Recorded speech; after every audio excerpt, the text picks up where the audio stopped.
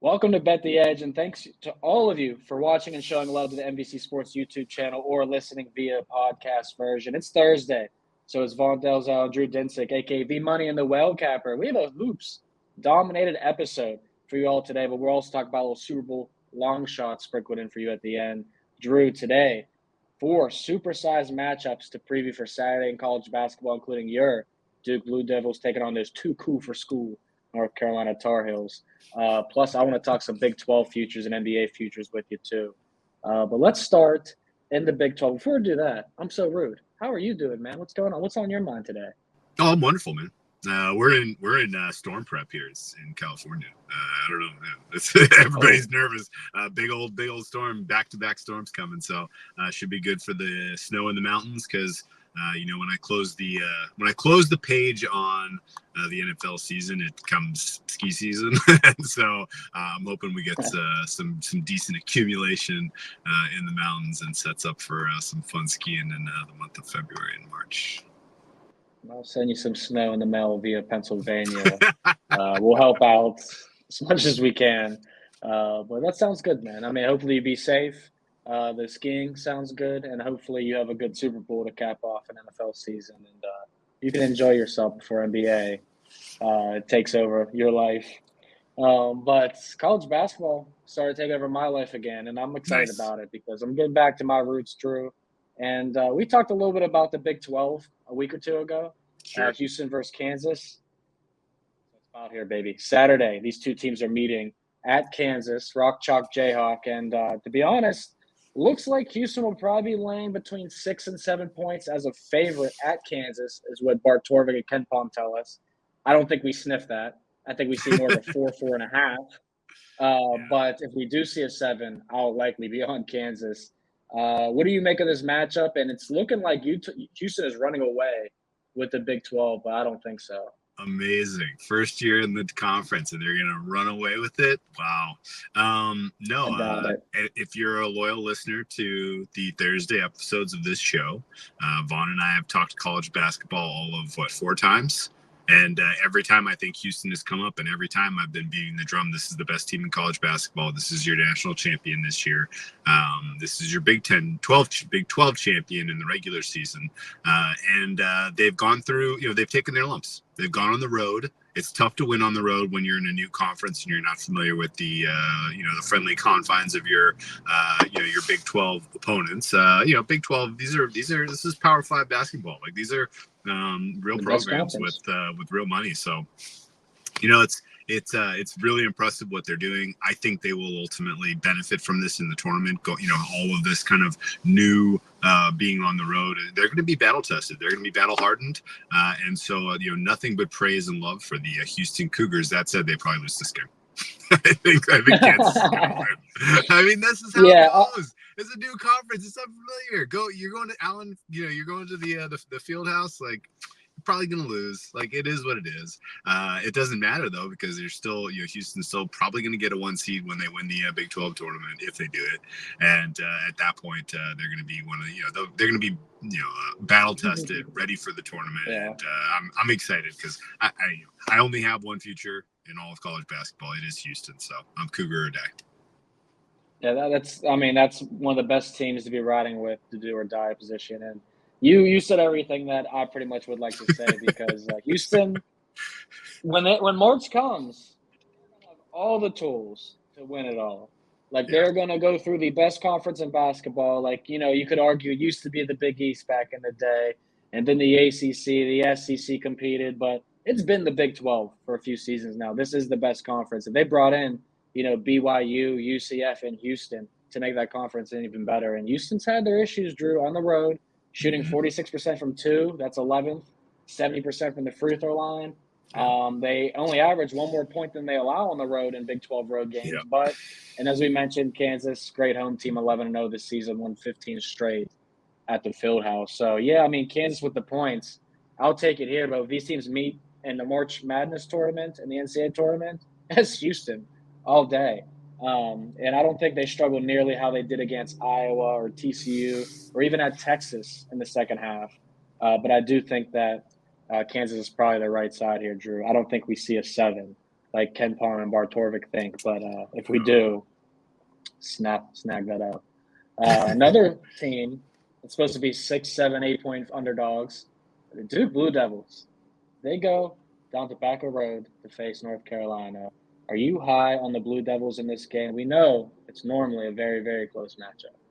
I'm kind of surprised by this number. I don't know, man. I think it's going to be closer than this. I think it's going to come down to one possession. I make it one possession personally. Now I do wear, royal blue colored glasses, so there is always a little bit of shade because.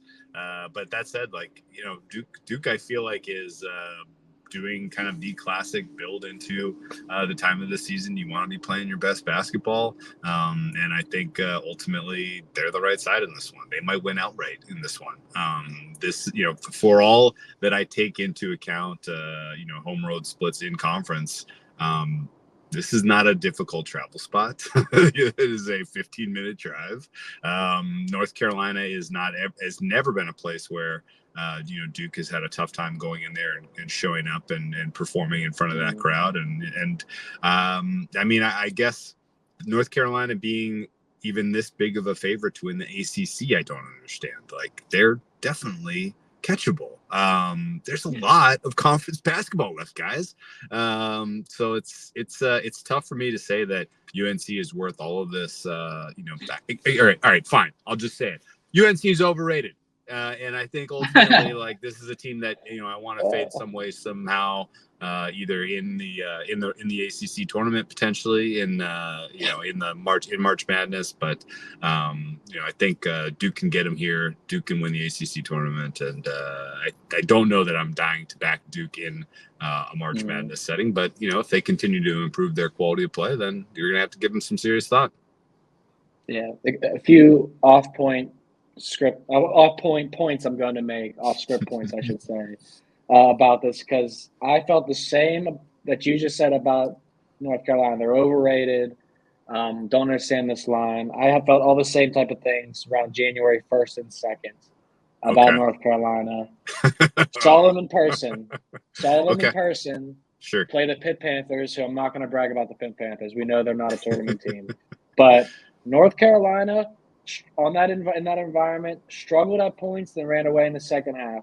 Same thing with Clemson the following week on the road.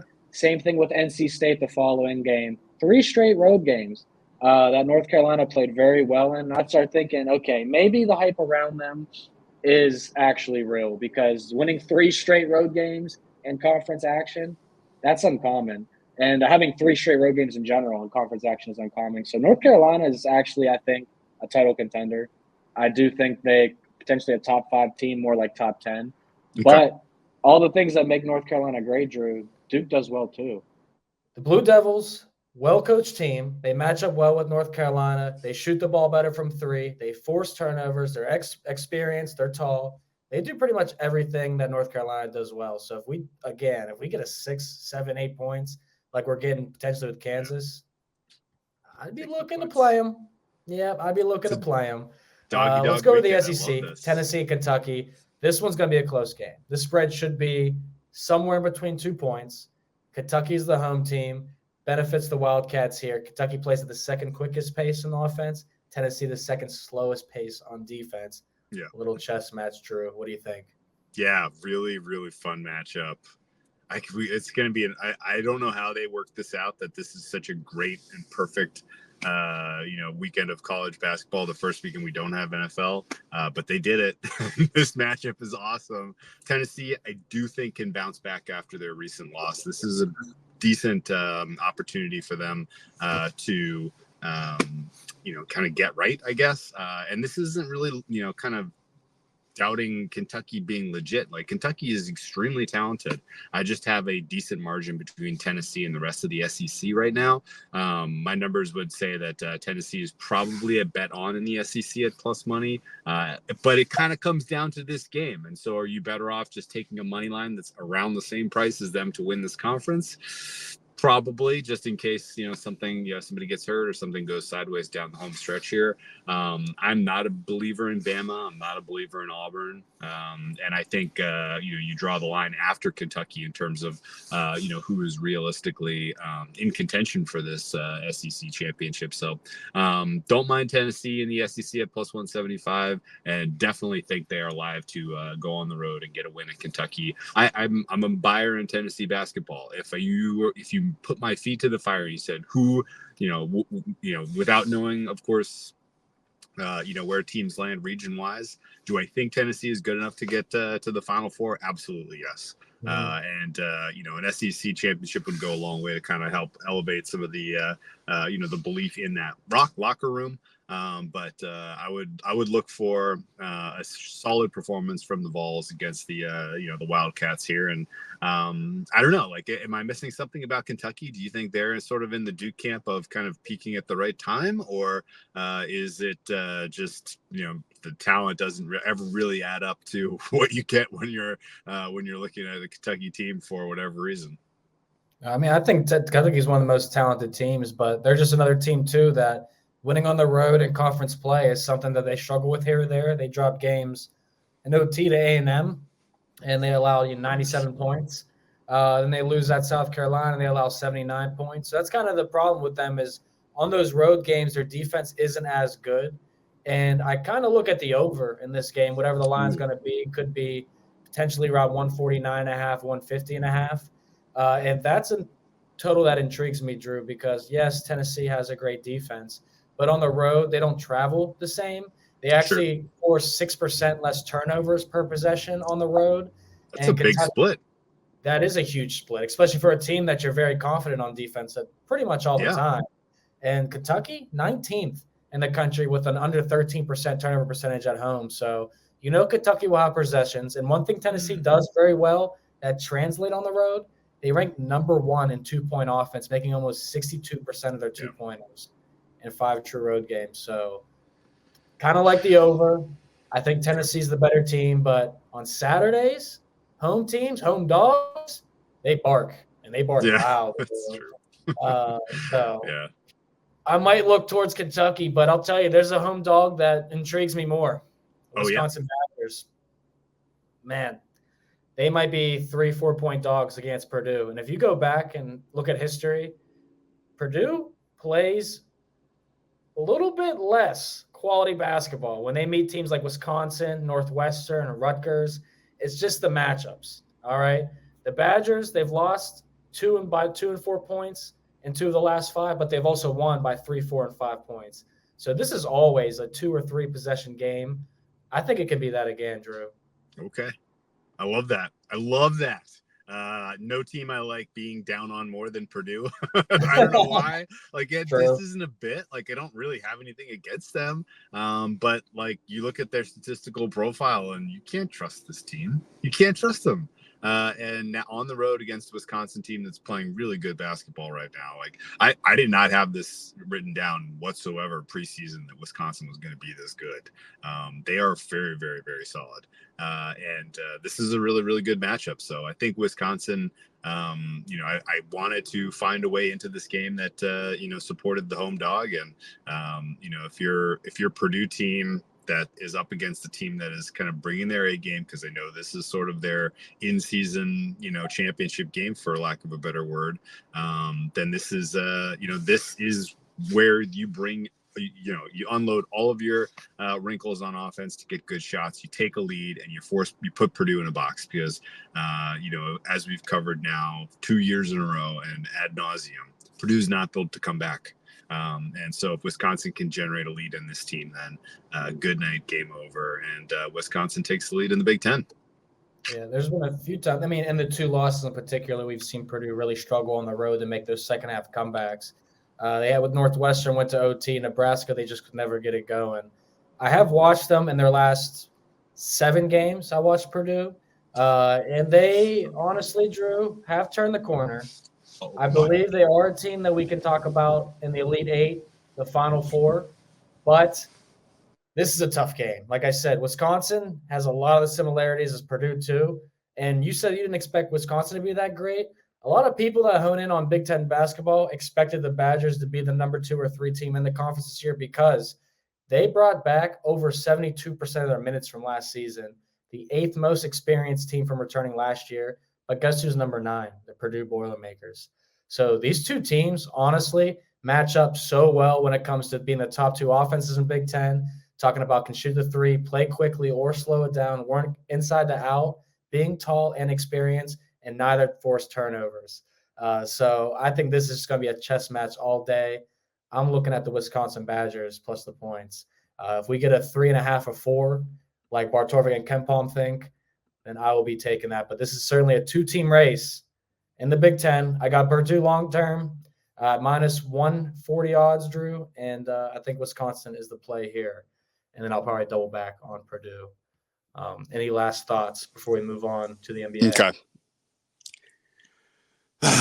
Well, if Purdue wins, I'm not going to be sad because their rating will continue to be inflated come March Madness, and that's really the time that I'm the most excited to fade them. Yeah. I mean, I won't be taking Purdue against the spread in March. Trust me that. But I definitely will be riding them to some degree here in the regular season. And I mean it. The guard play has increased substantially. They got 1 or 2 players. Purdue looks like a much improved team from last season. But this is the battle for first place in the Big Ten. Purdue gains it back if they beat Wisconsin. Wisconsin continues to hold a stranglehold over Purdue if they get the dub here. So that'll probably be the best game of the weekend. But 4 top 10 games in college basketball, we covered them. We like a lot of the dogs. And on Saturdays, the dogs are always barking. So go get you some money. Crazy. This schedule is crazy that this worked out for this weekend. I can't believe it. I know. I was supposed to offer up 4 or 5 hours at the juvenile detention center I've been working at, but this Saturday, not happening. I'm calling in sick. Dog's got diarrhea. Can't make it. Can't make it. So sorry. Yeah. I'll be there Sunday. No Super Bowl Sunday. This Sunday I'll be there. But all right, Drew. I'll let you know about this little promo we got going because the countdown to spring training is on. Baseball season is getting closer. So far, for those looking to get ahead of start on the upcoming MLB season, go ahead and grab your Roto-World Baseball Draft Guide. It's loaded with comprehensive positional rankings, projections, and player profiles to ensure your draft is a success. Visit NBCSports.com/draft guide and use code BASEBALL24 to get 10% off at checkout. I'll also be in that draft guide. Got a couple little features in there. Oh, we got to compare notes because I got a hot future for AL Rookie of the Year in the 8-1 range. I don't want to spoil it.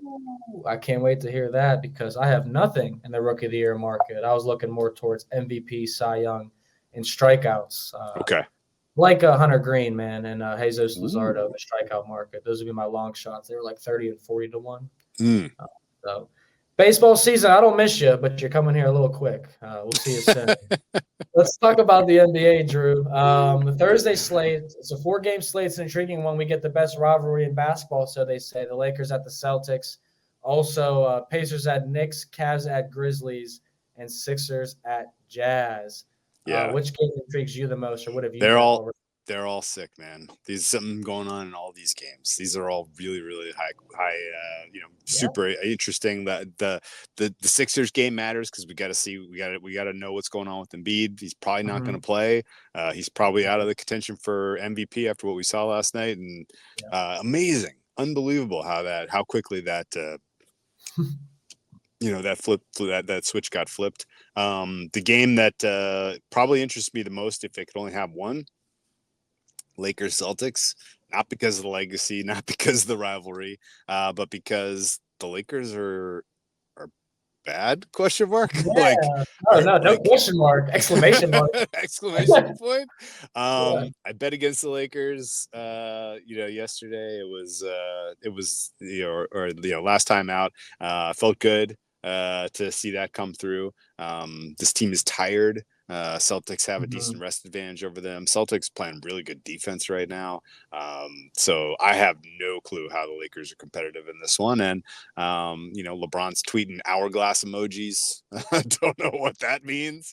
Darvin Ham's probably trying to figure that out, but no, this is a team that, we kind of thought, they finally have figured out their starting rotation. Maybe things kind of all fall into place, but it's got so many holes. There's so many players that you can't really trust with meaningful minutes. And I'm fascinated to see how this market opens, how it matures. And I think Celtics with the decent rest advantage is pretty tasty to lay the points against this Lakers squad. And then my numbers say with what we're expecting here that Cleveland is a bet against, but boy, oh boy, they're like the hottest team in basketball right now. So it's going to be tough. Who are the hottest teams in basketball play? The Knicks and the Cavs. Yeah. And so I'm probably going to be against Cavs. I'm probably going to be on Knicks. I like the Celtics, and just dying to see what happens with this Philadelphia team. The only way I'm taking the Grizzlies is if the Cavaliers are laying double-digit points as a road favorite. I think that's what they're going to be. I think that's what we're going to see. Yeah. I mean, the Grizzlies are weird because I don't know. Did you see who they started and played against the Kings? No, I didn't see who their starting lineup was. Dude, the only healthy guys in their backcourt were Scottie Pippen and Scottie Pippen Jr. No. The other shooting guard. I can't remember his name, but no. It's no. There was nobody. They had nobody. They were running out like Santi Aldama and all these like kind of bigger forwards as guards. Like it was an absolute hot mess. Tillman and all that. Yeah. Tillman, GG Jackson. It was just a who's who of who. And they still comported themselves pretty well. Like they gave the Kings a fight for like 3 3/3 quarters. But then ultimately the Kings were, they must have known in the back of their heads, we just gotta flip the switch here and we're gonna put these guys away. The Kings didn't cover the close. They covered the open, but not the close.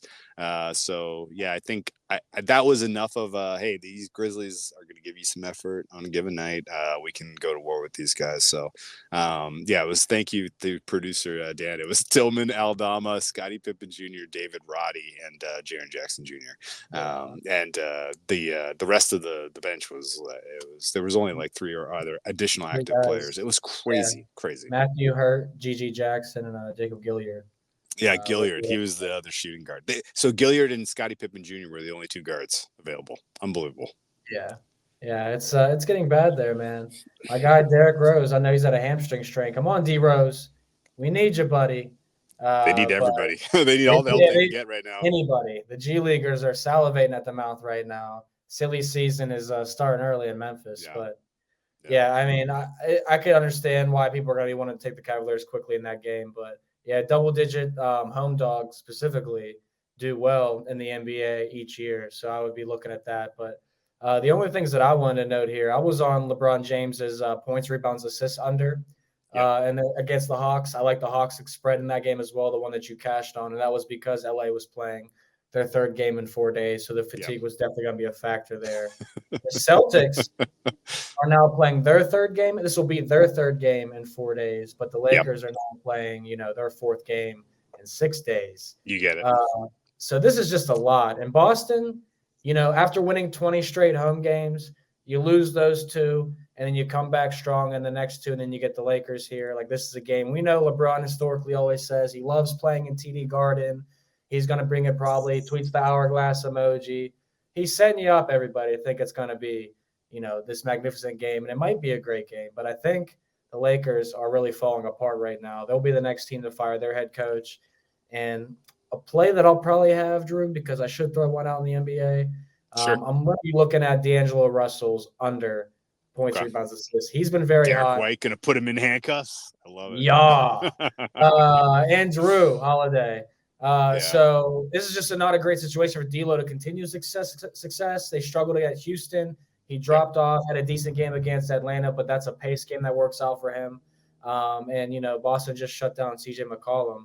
So I think we're going to get a higher line for D'Lo. So I'm going to probably take his points, rebounds, assists. Yeah, we forgot maybe one of the other funny wrinkles of this game. Isn't this the scene of the crime last year where the refs missed the call and then the Lakers went on a string of getting a free throw advantage and to the like historic proportions for the remainder of the game.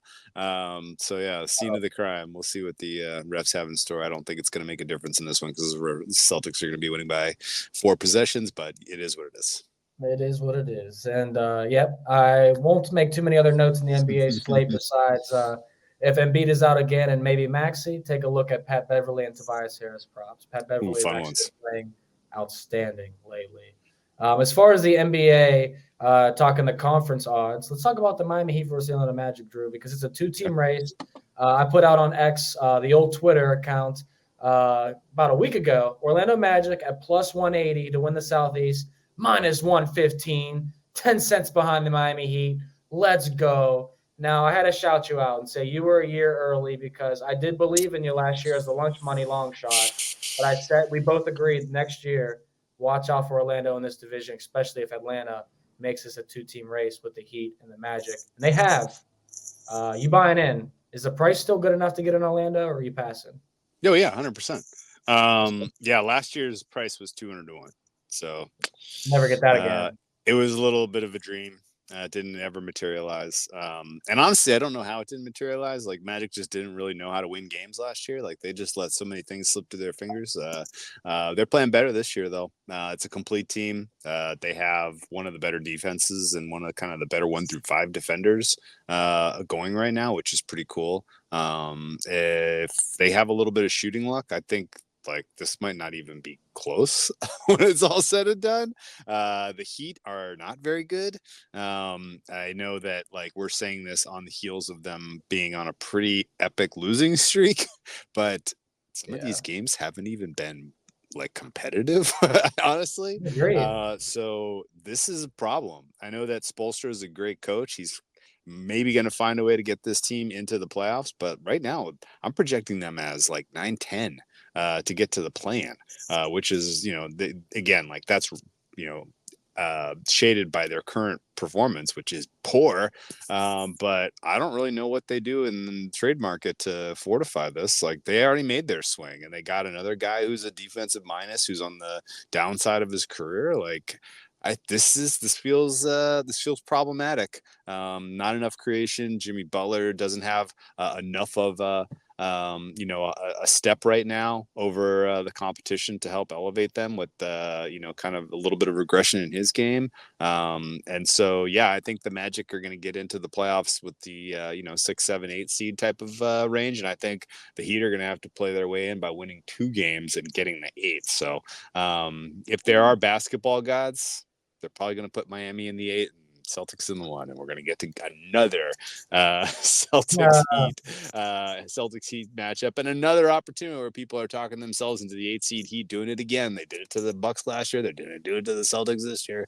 I think the Magic are the better team in so many ways. It's tough to really quantify. So, we ride Magic or pass if you're betting the Southeast. Let's go. We're gonna cash our tickets. So we're heading Disney World, baby. Yes. But in the Magic Kingdom. In a serious note, though, the Orlando Magic also have something else going for them, Drew, and they have the easiest remaining strength of schedule in the NBA. Yes, they do. 44%. They have 3 games against the Pistons, 3 combined against the Spurs and Wizards, 3 more against the Hornets, and then 3 more against teams like the Blazers and the Raptors. I mean, you want a little bit of you want the lunch money bet to be made now about the Southeast? Hornets fewest wins in the NBA. Yeah. Because everyone's on the Pistons, but they're playing better. Yeah, they're playing better. And they're not the Pistons aren't, they have no one to sell. The Hornets are going to sell. The Hornets going to sell. They're going to shut down ball. Like the Hornets like landing with the worst record, I think is very likely, actually. Not like highly likely, but like more like 20-ish% chance. And right now it's 50 to 1. Yeah. Wow. I was about to ask you what the odds were. I'm gonna play that when we get off there.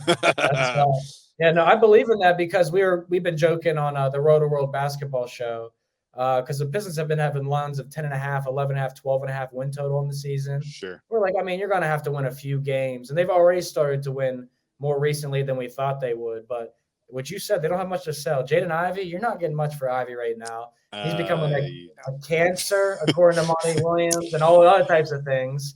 And Killian Hayes, no more value. You're not going to trade Cade Cunningham or Jalen Duren. So, exactly. I'm with you 100%. And that's more than it's still lunch money, but the recipe is there. Like the Hornets are going to move the pieces that they can. And they're going to shut down the pieces that they need to save for next year, and they're going to lose a lot of games between now and the end of the season. That's very much writing on the wall. Yeah, I'm with you 100%. That's a great call, and that's the one. That's what we ride for the rest of the season. So I'm gonna throw a little bit more than some lunch money on that. I think, Drew. I like that a lot. To be honest. Sundays it's gonna be weird, man, without football this Sunday. Yeah. If you're trying to find something to watch on Sunday afternoon without football, Peacock's got something for you, my guys. Don't miss your chance to watch the 100 and 200 meter world champion Noah Lyles at the USA Track and Field New Balance Indoor Grand Prix this Sunday. Coverage of that event begins at 4 p.m. Eastern, and I can't wait to have something to watch on Sunday. So might as well watch the fastest man in the world run for Team USA, Drew. Yeah, it's an Olympic year, man. It's these guys are in peak.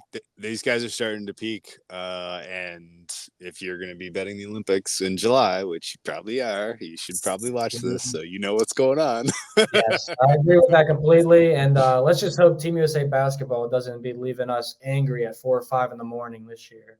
That makes sense. I need a good team. I need a quality team, but we probably won't get that, Drew. Anyways. Let's talk about a long shot or two in the Super Bowl before we wrap up the show. Okay.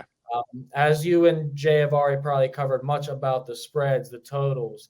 Let's talk about maybe some touchdown props, maybe some long shots, first touchdowns, whatever you got going for you, because we got some markets, and of course, the public's hitting Christian McCaffrey. Most of the players touchdown. But surprise, minus 210 odds to score an anytime touchdown, plus 350 for first. Don't hate that. And you go down the list here of all these touchdown scores. Pacheco and Kelsey, only other guys that are favored at minus 135 and minus 110. Does anyone catch your eye here? Maybe a Deebo Samuel or a Kittle. Ayuk obviously scored in the previous game. Valdez Scantling maybe 6-1, deep shot. It's not crazy. Christian McCaffrey at minus 210 is the best bet of anything you're looking at on the screen right now. It should probably be more like minus 400. I'm not even joking. He's going to get opportunities in this game that the Niners are going to score into the high 20s. So 3 touchdowns are available. McCaffrey getting at least 1, I think, is very, very, very likely.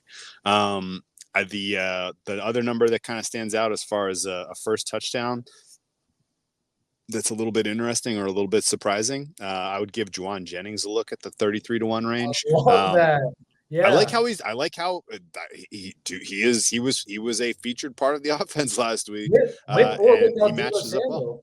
Yeah, exactly. Yeah. He's a featured part of the offense now, and he matches up well against the nickel or the safety group for the Chiefs here. So he's definitely alive. And then the last real absurd one that I'm going to bet, and I'm waiting for the best price, but it's Juice Check. I think Juice Check's going to have some opportunities here. Give me a big, gigantic anytime touchdown number on Juice Check, and we can just we can have a good laugh when that comes home with first touchdown that's scored. My eyes, you gave me a flashback. It's an angry cry that's about to emerge on camera right now. Oh no! Listen to this. My boy came over on Sunday. We're watching the game, and I was like, dude, I feel like taking some shots on this drive touchdown scores. Sure. And those odds are like crazy drastic. If another team has the ball and you bet the next touchdown score, you're getting like 2-3 times with those guys you normally know. Yes. So I'm taking shots, and I'm like, the second drive or third drive of the game, I take one on Fisker, the tight end. He runs a beautiful route. Goff doesn't throw it to him. So I'm like, we missed a shot, but at 65-1, I didn't hate that for $10, No but I was like, you know what? I like what Kyle Juszczyk's doing in this game. Sure. He's going to score the next touchdown, 85-1. I'm like, I'm throwing at least $25 on this. My boy's like, okay. I'll throw 20 on it with you. So now we're basically riding Kyle Juszczyk at 85-1 for $50. He gets a 30-yard catch, gets the ball in the red zone, tackled at the 1, Drew, and doesn't score on that possession. We bet that. And I was out of my chair. Oh, man. Oh, man. Close. The game of inches, Vaughn. Yeah. Kyle Juszczyk. We need you this weekend. Back to the well with the juice. Back to the well. I do like it. But yeah, Christian McCaffrey, 3+ touchdowns was something I looked as a long shot, plus 750. I love Jawan Jennings, actually. I'm glad you said that because 33-1, 35-1 is what I was looking at for our first touchdown score and also last touchdown score, because that's been a market that's been interesting to me lately. But other than that, I'll be looking at CMC and Kelsey in the MVP market, man. I think this is a year quarterback could potentially not win it. Okay. So that's where I'm at. I specifically didn't name any Chiefs because I think those markets are priced pretty correctly. So there's more. There are more weapons. There's more opportunity. Shanahan's going to have some surprises cooked up, and I think that's where you want to try to attack rather than going for Chiefs. I'm not saying don't bet Chiefs because they're going to get shut out. Like, that's crazy. Is it? Is it? You'll have to watch to find out. Listen to Friday's episode of Bet the Edge and all next week in Las Vegas at Radio Row. Man. You and Jay, all the guys, the crew. I hope you guys have a good time, Drew, honestly. Surely. And I'll be tuning into your bets. So best of luck and safe travels with that. Hopefully the weather with you in California is safe as well. So we want to thank everybody for watching another great episode of Bet the Edge. Hopefully college basketball, NBA, and NFL, we got you covered in all three. But if you need more sports, NBCsports.com is the place to be. And a reminder, NBC Sports shows on Amazon Music too. Just head to Amazon.com/NBC Sports. Thank you, everybody. Enjoy your day and your weekend. From Vaughn, Drew, producers Dan and Adam. See you next time.